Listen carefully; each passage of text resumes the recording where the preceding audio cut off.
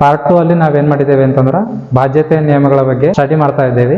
ಅದರಲ್ಲಿ ಏನ್ ಮಾಡಿದ್ದೇವೆ ಅಂತಂದ್ರೆ 2ರ ಬಾಧ್ಯತೆಯ ನಿಯಮ ಮತ್ತು 3ರ ಬಾಧ್ಯತೆಯ ನಿಯಮ ಏನ್ ಮಾಡ್ತಾ ಇದ್ದೇವೆ, ಡಿವಿಸಿಬಿಲಿಟಿ ರೂಲ್ಸ್ ಬಗ್ಗೆ ಸ್ಟಡಿ ಮಾಡ್ತಾ ಇದ್ದೇವೆ. ಅದರಲ್ಲಿ ಏನ್ ಮಾಡಿದ್ದೇವೆ ಅಂದ್ರೆ ಡಿವಿಸಿಬಿಲಿಟಿ ರೂಲ್ ಬೈ 2 ಮತ್ತೆ ಡಿವಿಸಿಬಿಲಿಟಿ ರೂಲ್ ಬೈ 3 ಅನ್ನ ಸ್ಟಡಿ ಮಾಡಿದ್ದೇವೆ. ಈ ಕ್ಲಾಸಲ್ಲಿ ಏನ್ ಮಾಡಮಿ ಅಂತಂದ್ರೆ ನಾವು 11ರ ಬಾಧ್ಯತೆಯ ನಿಯಮಗಳನ್ನ ನೋಡೋಣ. 5ರ ಬಾಧ್ಯತೆಯ ನಿಯಮ ಓಕೆನಾ, ಡಿವಿಸಿಬಿಲಿಟಿ ಬೈ 5 5ರ ಬಾಧ್ಯತೆಯ ನಿಯಮ ನೋಡ್ರಿ.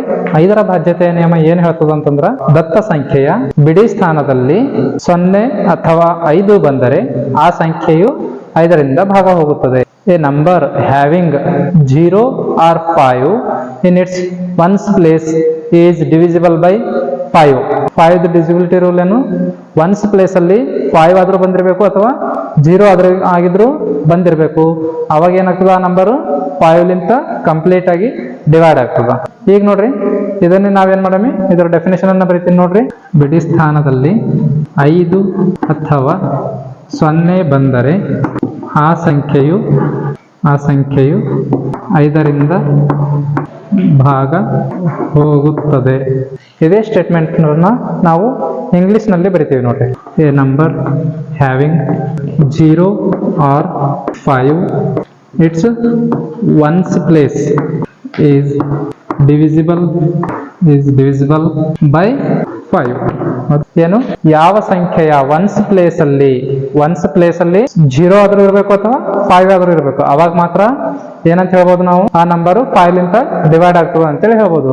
ಇಲ್ಲ ಅಂತಂದ್ರೆ ಆ ನಂಬರ್ ಕಂಪ್ಲೀಟ್ ಆಗಿ 5 ಲಿಂತ ಡಿವೈಡ್ ಆಗಲ್ಲ. ಏನ್ ಮಾಡ್ತದ ಅಂತಂದ್ರೆ ರಿಮೈಂಡರ್ ಅನ್ನ ಉಳಿಸ್ತದ. ಫಾರ್ ಎಕ್ಸಾಂಪಲ್ ನೋಡ್ರಿ, ಇಲ್ಲಿ 3465 ಅದ. ಈ ನಂಬರ್ದು ಒನ್ಸ್ ಪ್ಲೇಸ್ ಅಲ್ಲಿ ಯಾವ ನಂಬರ್ ಅದ, ಯಾವ ಡಿಜಿಟ್ ಅದ, 5 ಅಂತಕ್ಕಂಥದ್ದು ಅದ. ಒನ್ಸ್ ಪ್ಲೇಸ್ ಅಲ್ಲಿ ಯಾವ ಡಿಜಿಟ್ ಅದ, 5 ಅಂತಕ್ಕಂಥದ್ದು ಅದ. ಹಾಗಾಗಿ ನಾವು ನೇರವಾಗಿ ಏನ್ ಹೇಳ್ಬೋದು, ಆ ಸಂಖ್ಯೆ 5ರಿಂದ ಡಿವೈಡ್ ಆಗ್ತದ ಅಂತೇಳಿ ಹೇಳ್ಬೋದು. ಇನ್ನೂ ಒಂದು ಎಕ್ಸಾಂಪಲ್ 4700 ಹೌದಾ. ನೋಡ್ರಿ, 4706 ಅಂತಕ್ಕಂಥ ಒಂದು ನಂಬರ್ ಅದ. ಈ ನಂಬರ್ 5 ಲಿಂತ ಡಿವೈಡ್ ಆಗ್ತದೇನು, ಇಲ್ಲ. ಯಾಕೆ ಡಿವೈಡ್ ಆಗಲ್ಲ, ಇಲ್ಲಿ ಒನ್ಸ್ ಪ್ಲೇಸ್ ಅಲ್ಲಿ ಯಾವ್ದದ, 6 ಅಂತಕ್ಕಂಥ ನಂಬರ್ ಅದ. ಅದಕ್ಕಾಗಿ ಆ ನಂಬರ್ ಏನಾಗಲ್ಲ, 5 ಲಿಂತ ಡಿವೈಡ್ ಆಗಲ್ಲ. ಹೌದಾ. ಈ ಪಾಯಿಂಟ್ಸ್ ಅನ್ನ ನೀವೇನ್ ಮಾಡ್ರಿ, notes ಮಾಡ್ಕೋರಿ.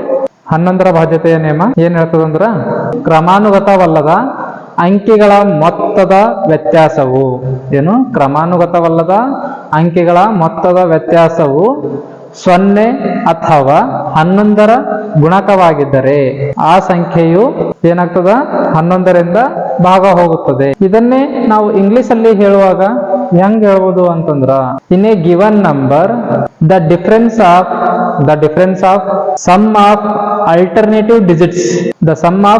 alternative digits becomes 0 or multiple of 11, then the number is divisible by 11. ಹೌದಾ. ಇದೇ ಸ್ಟೇಟ್ಮೆಂಟ್ ಅನ್ನ ನಾನು ಒಂದ್ಸರಿ ಬರೀತೀನಿ.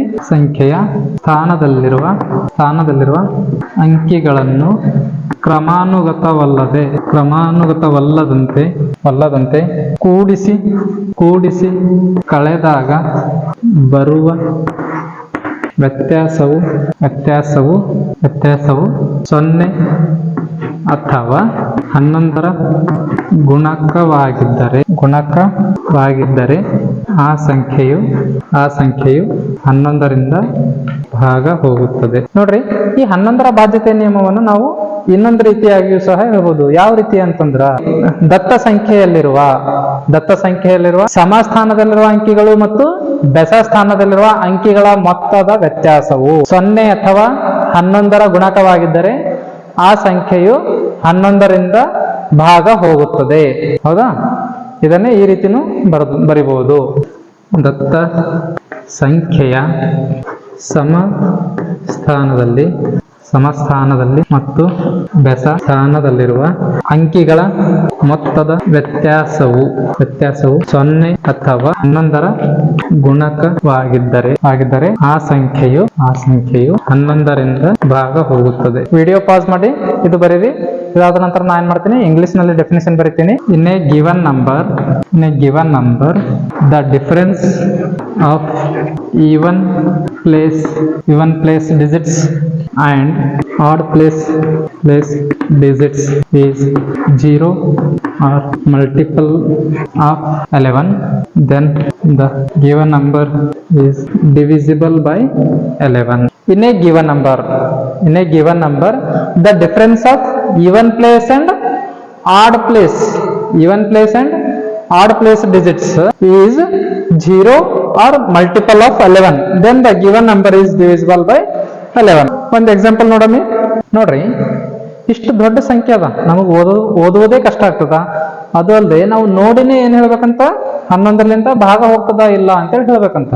ಹಂಗಾದ್ರ ಯಾವ ರೀತಿ ಹೇಳೋದು, ಇಲ್ಲಿ ನೋಡ್ರಿ ಏನ್ ಹೇಳ್ತಾ ಇದಾರ, ಈವನ್ ಪ್ಲೇಸ್ ಮತ್ತು ಆಡ್ ಪ್ಲೇಸ್, ಸಮಸ್ಥಾನದಲ್ಲಿ ಮತ್ತು ದಶಸ್ಥಾನದಲ್ಲಿರುವ ಅಂಕಿಗಳ ಮೊತ್ತದ ವ್ಯತ್ಯಾಸ. ಒಂದ್ ಅಂಕಿ ಬಿಟ್ಟು ಒಂದು ಅಲ್ಟರ್ನೇಟ್ ಆಗಿ ಏನ್ ಮಾಡ್ಬೇಕು, ಡಿಜಿಟ್ಸ್ ಗಳನ್ನ ಕೂಡ್ಸ್ಕೋಬೇಕು. ಇವಾಗ ನೋಡ್ರಿ, ನಾವು ಫಸ್ಟ್ ಏನ್ ಮಾಡ್ರಿ, ಎಲ್ಲಾ ಡಿಜಿಟ್ಸ್ ಅನ್ನ 5 + 7 9 5 ಈ ಎಲ್ಲಾ ಅಂಕಿಗಳ ಮೊತ್ತ ನೋಡ್ರಿ, 5 + 7 + 9 + 5 + 2, 5 + 7 12, 12 + 9 21, 21 + 5 26, 26 + 2 28, 5 12 21 26 28. ಇವಾಗ ಉಳಿದಿರ್ತಕ್ಕಂಥ ಡಿಜಿಟ್ಸ್ ಅನ್ನ ಏನ್ ಮಾಡ್ಬೇಕು, ಮತ್ತೆ ಆಡ್ ಮಾಡ್ಬೇಕು.